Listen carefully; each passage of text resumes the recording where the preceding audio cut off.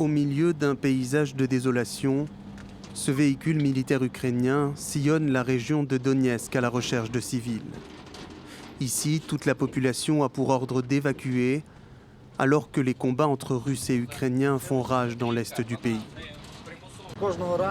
Chaque matin, nous nous préparons pour aller évacuer la population. Les secours doivent avoir avec eux un équipement de protection blindé, gilet pare-balles, casque, équipement de communication.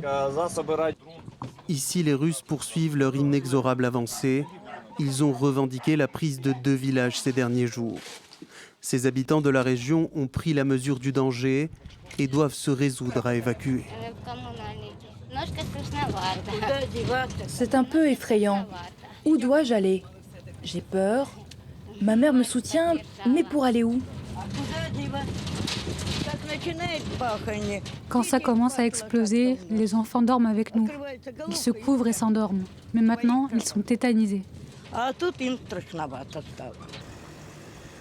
Ils seront transférés à Pokrovsk dans un premier temps, où la situation n'est guère meilleure. Cette ville industrielle, qui comptait jusqu'ici quelques 60 000 habitants, fait office de nœud logistique. Les Russes ne sont plus qu'à une quinzaine de kilomètres de Pokrovsk. Les déplacés vont devoir reprendre le chemin de l'exil vers d'autres localités plus sûres en Ukraine, à partir de cette gare ferroviaire. Les évacués sont principalement des personnes qui n'ont nulle part où se réfugier. Ils sont hébergés par exemple dans des résidences universitaires, des crèches ou des écoles.